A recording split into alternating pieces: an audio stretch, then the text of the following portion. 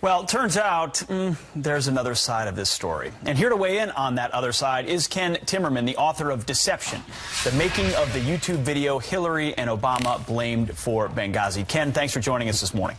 Thank you. Good to be with you, Pete. So that's just one example of how the media have fawned over this endorsement, calling, because Mike Morell was in Republican administrations and Democrat administrations, but he says this is the first time he's ever endorsed before an election. Tell us a little bit more about Mike Morell's connection to Hillary Clinton.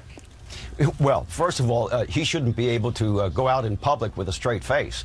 This guy lies every time he opens his mouth. He's the Jack of Spades to the Queen of Lies. He was with Hillary Clinton to cover up the Benghazi story.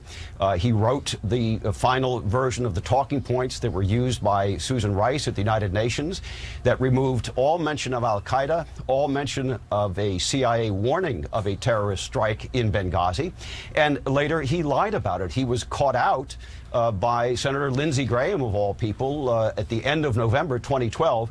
Morell went into his office with Susan Rice to answer questions about the talking points and just flat out lied to him, said, oh, no, it wasn't me. It was the FBI that made the alterations.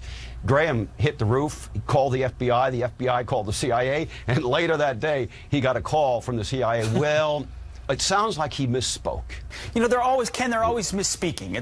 There's always there's an innocent reason for everything that happens. Also, another note of Mike Morell, he's currently employed by Beacon Global Strategies, which is a firm run by former Clinton State Department loyalists. Why does the media not report this stuff? You wrote the book on Benghazi. How are they able to get away with just selling this as a nonpartisan CIA agent or acting chief endorses Hillary Clinton?